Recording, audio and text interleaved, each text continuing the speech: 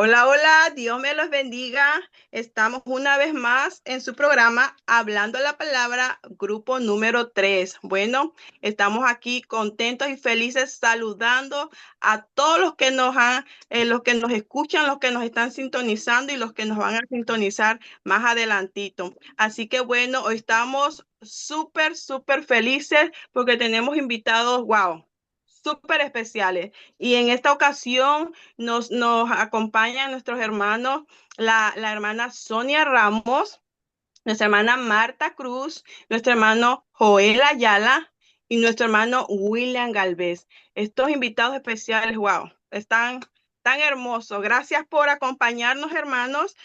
Como saben, ¿verdad? Pues este programa es Hablando la Palabra y hemos estado hablando del libro de Esther y pues el libro de Esther es un libro que fascinante, hermoso. Y entonces han surgido muchas preguntas, pero en esta ocasión tomamos 5 preguntas y vamos a contestar estas preguntas.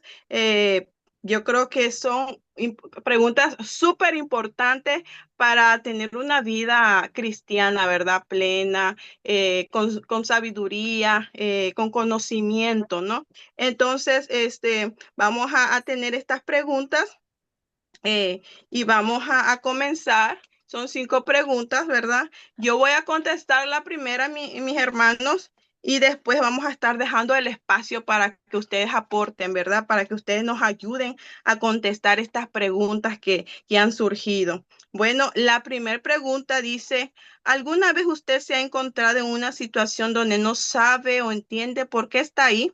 Mas, sin embargo, tiempo después se da cuenta del por qué, se le revela la razón. Wow, gloria a Dios. Eh, en mi experiencia, yo he estado en situaciones que digo, Señor, ¿por qué estoy aquí?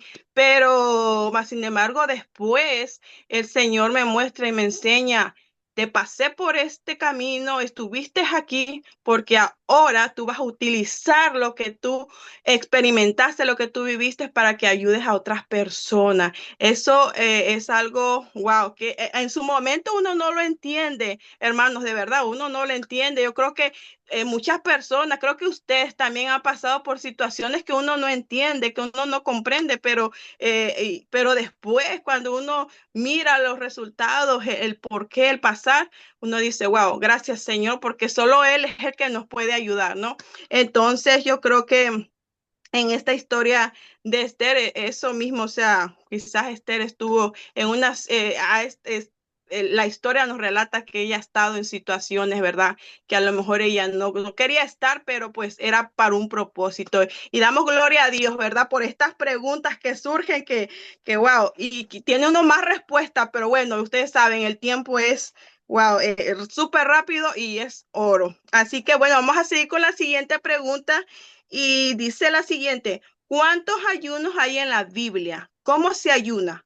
¿Cómo hacen ustedes el ayuno? ¿Lo combinan con oración? ¿Lo hacen individualmente o como familia o iglesia? Voy a dejar el espacio a nuestra hermana Sonia que nos aporte algo a esta pregunta. Hermana Sonia, adelante. Amén, hermana. Muchas gracias. En la Biblia encontramos muchas personas que hicieron diferentes ayunos, porque cada ayuno tenía un propósito. Encontramos a Moisés, tenía su propósito por cuanto ayunó. A Jonás, en el libro de Jonás encontramos también la advertencia de la amenaza sobre Nínive y el rey decidió con todo su pueblo, hasta animales, llevarlos a un ayuno. A Esther, cuando vio que su pueblo estaba amenazado e iba a ser aniquilado, también se encuentra el ayuno. Jesús también dice que el inicio de su ministerio también ayunó. Cada ayuno tenía un propósito. Así que de esa manera encontramos diferentes ayunos en la Biblia. ¿Cómo hacemos nosotros el ayuno? Dependiendo cómo yo lo proponga, hay ayuno total y ayuno parcial. El ayuno siempre lleva un propósito en el cual es eh, poder saber que por qué estamos ayunando. También, ¿cómo hacemos el ayuno si lo combinamos con oración?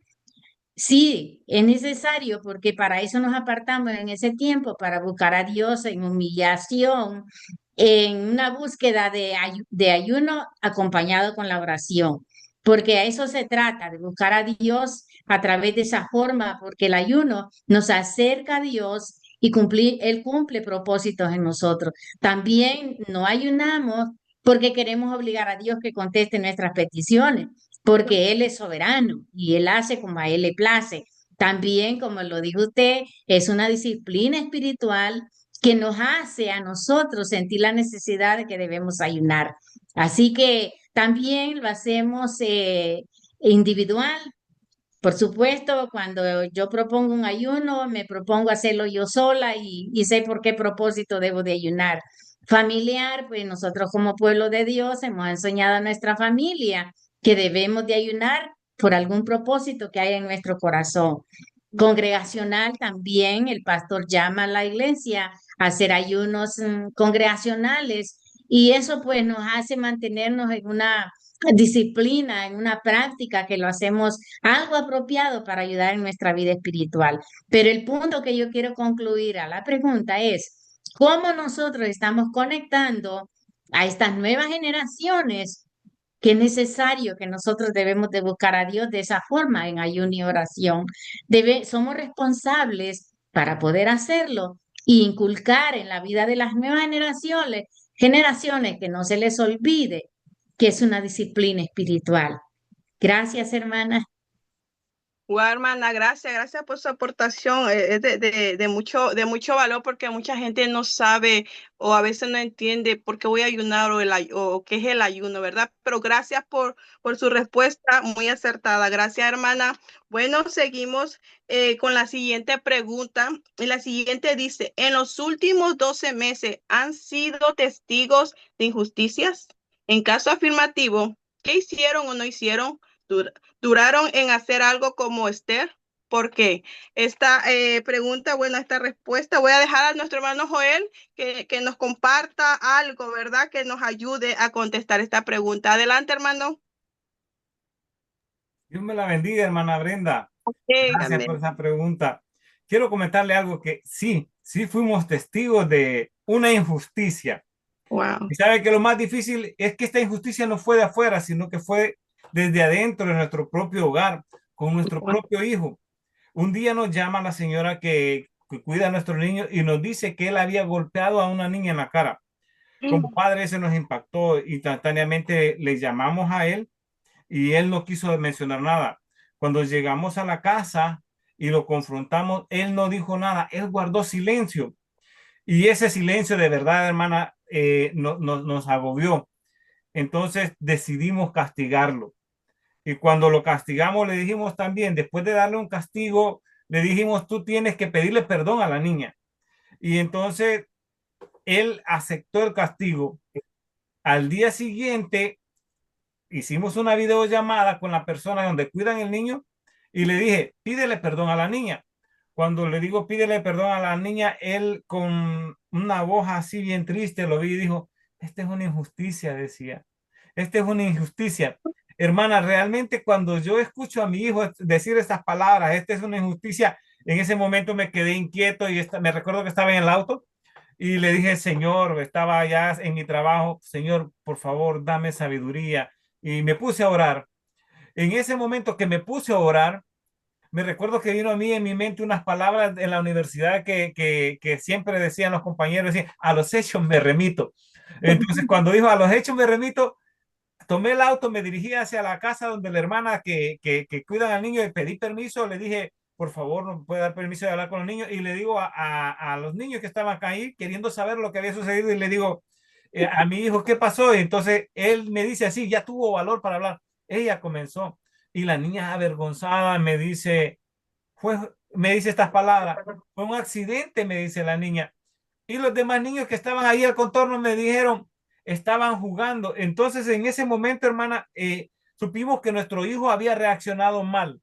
Sí, pero en defensa propia. No era que él lo había hecho malintencionado. Entonces, sucedió que la niña perdió el juego y cuando estaban jugando, él se alegró mucho y ella creyó que él se estaba burlando de él y ahí ella no supo qué hacer, ella lo abofeteó y en la reacción él también la golpeó.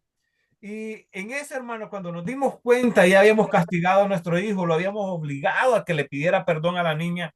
El Espíritu Santo llegó a nosotros y con humildad nos sentamos con él y le pedimos perdón. Le explicamos, hermana, que golpear no es lo correcto. Para eso hay una voz para defenderse. Y también me acuerdo que le dije algo que espero que mi hijo lo grabe en su mente y es, hijo, tú tienes una voz, no tengas miedo de hablar. Y quiero decirle algo, hermana, que es fuerte, y es que a veces las injusticias vienen disfrazadas, no vienen disfrazadas de maldad, vienen disfrazadas de buenas intenciones. Y la verdad es que quiero decirle que como Esther, a veces debemos tener el valor de hablar cuando a veces callamos, debemos de buscar la verdad. Yo quiero decir esto, debemos de buscar la verdad siempre y actuar con justicia. No es fácil, pero tenemos que hablar con verdad. Y quiero culminar con esto, hermana. Dios no solo nos llama a ser justos, nos llama a ser valientes. La fe verdadera no se queda quieta. La fe actúa, busca preguntas. La fe de verdad se humilla y defiende siempre lo que es correcto, hermana. Esa fue mi experiencia. Amén. Wow. Qué historia, ¿verdad? Cómo es que cada uno tiene, ¿verdad? Algo que contar. Y en este caso, pues gracias, hermano, por darnos su testimonio, ¿verdad? Que siempre Dios nos da sabiduría, ¿verdad? Para poder actuar como se debe, con justicia. Bueno, vamos a seguir con la siguiente pregunta. Y es, ¿hay similitudes entre las situaciones y el actuar de Mardoqueo y el de Jesús de Nazaret? En caso afirmativo, ¿cuáles son? Hermano William, si nos puede aportar algo para esta pregunta, adelante. Claro que sí, hermana Brenda. Este, las similitudes que podemos ver entre Mardoqueo y el Señor Jesús, si bien es cierto, ellos estuvieron en diferentes contextos culturales, sociales, en el tiempo. Mardoqueo, por ejemplo, fue un personaje del Antiguo Testamento, el Señor Jesús es un personaje del Nuevo Testamento, como el Mesías esperado. Similitudes significativas que reflejan principios comunes de redención, de justicia y de liderazgo espiritual. Entre ellas podemos observar que ambos se presentan como instrumentos de liberación para su pueblo. Por ejemplo, Mardoqueo se opone al complot de Amán para el exterminio del pueblo judío. El Señor Jesús, vemos que Él vino a salvar a su pueblo del pecado. Y bueno, también a nosotros como gentiles, ¿verdad? En la cruz del Calvario. Otro punto que podemos ver, o otra similitud, es que ambos enfrentaron estructuras de poder sin ceder a la presión. Si recordamos la historia, Mardoqueo está en un punto crítico de que él se entera de que van a exterminar a todo su pueblo, a toda una nación, y él hace ¿cómo podríamos decir? Tiene esa firmeza en él de no ceder ante las presiones, ya que Naamán era un hombre que tenía mucha autoridad, mucho poder, pero él no se doblega ante ese poder o esa autoridad.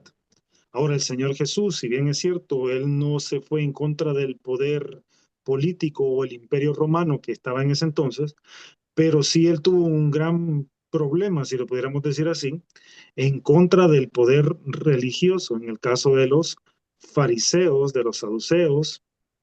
Entonces, y el Señor Jesús no se doblegó ante eso. Al contrario, él se mostró firme ante el poder religioso. Ambos fueron mediadores por el pueblo. Recordemos de que Mardoqueo incentiva a la reina Esther para que sirviera de intercesora, o mejor dicho, hablara a favor del pueblo judío. Ahora el Señor Jesús, es ese sumo sacerdote que está intercediendo con el Padre por nosotros.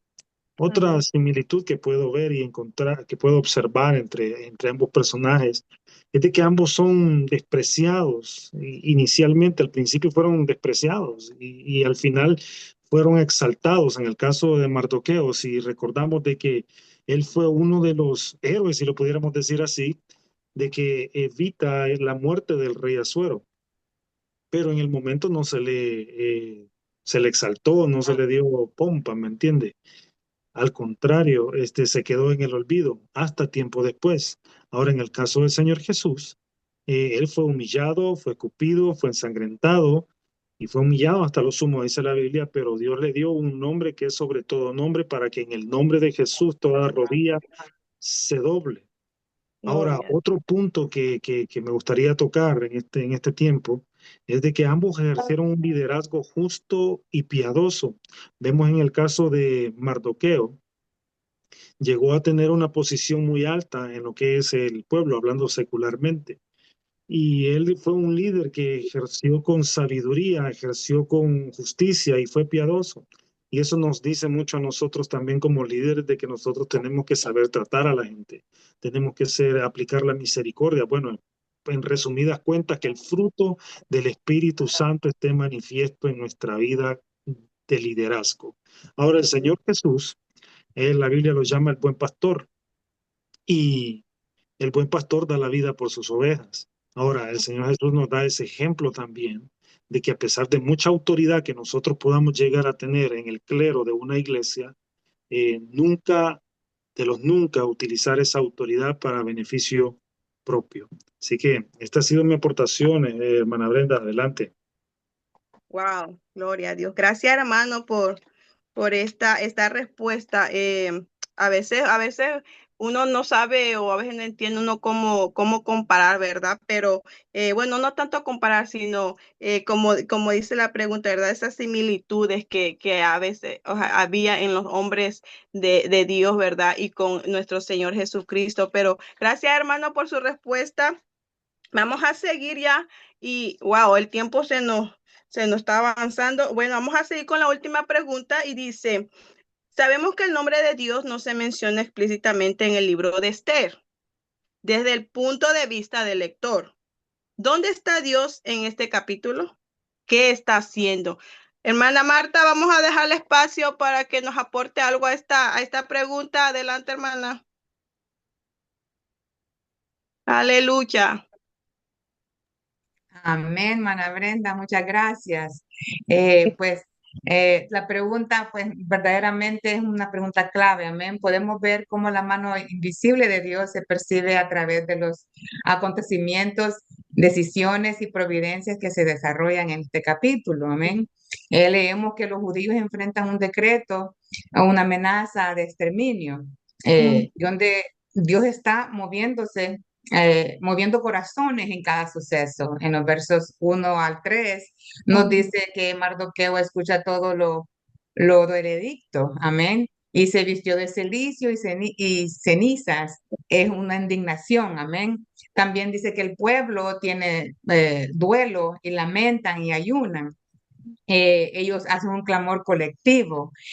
Aunque no se menciona la palabra oración o la oración, el ayuno en la tradición bíblica está estrechamente vinculado con buscar o clamar por la ayuda de Dios. Lo dice en 1:14 y lo dice en Nehemías 1:4 y también mi hermana Sonia mencionó acerca del ayuno. Dios está en el despertar del llamado de Esther a través del Mardoqueo, amén, donde Mardoqueo le dice, si callas absolutamente en este tiempo, pues respiro y liberación vendrá de otra parte.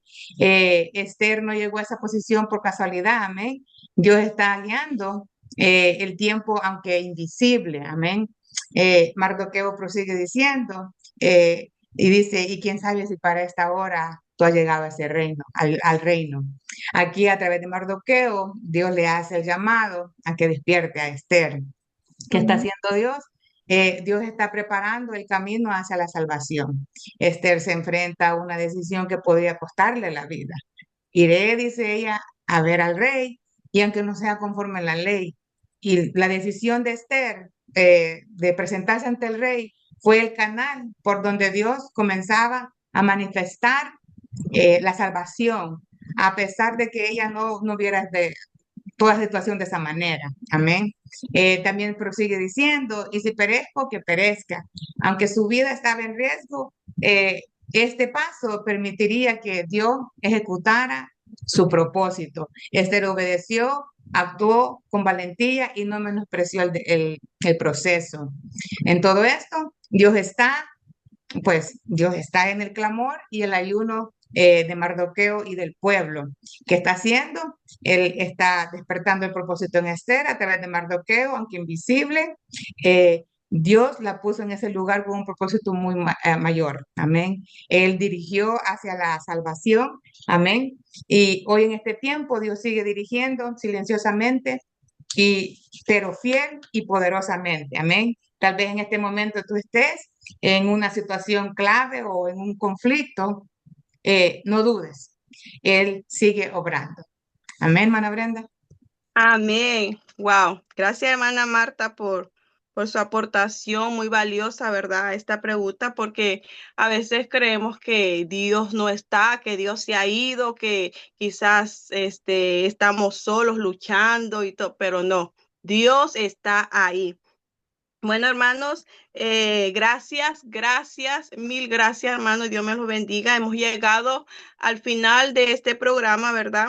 Y para unos segunditos más para concluir, ¿verdad? Con este capítulo 4, concluimos el capítulo 4 en esta, bueno, realmente este capítulo yo creo que a mí, ¿verdad? Me ha enseñado que cualquiera sea la situación en la que yo esté o la que alguien se encuentre, Dios está ahí en el proceso, en el dolor, en la aflicción, en la enfermedad. Dios está ahí, aunque a veces uno no lo pueda ver, escuchar, sentir, pero Dios siempre está obrando en nosotros. Eso nos enseña este capítulo, nos enseña que hay que tener fe. Este capítulo nos enseña que debemos de tener mucha fe, porque Mardoqueo tuvo fe y la tuvo en Esther. Nos enseña que también a pesar de la posición que uno pueda tener también, uno tiene que ser humilde, ¿verdad? Es lo que vemos con Esther, ¿verdad? Que ella no quería ir, pero bueno, Dios siempre obra y bueno, vino esa parte de humildad en ella, ¿verdad? Este capítulo nos enseña demasiado, hermanos, demasiado, pero en humildad, fe, esperanza, nos enseña demasiado, hermanos. Así que bueno, esperando que este programa ha sido de mucho valor, de mucho beneficio y bendición para los que nos han escuchado. Damos gracias, hermanos, nuevamente por haber estado con nosotros, por habernos acompañado. Gracias, Dios me los bendiga. Así que será para la próxima, hermanos. Bueno, Dios me los bendiga a todos. Bye, bye.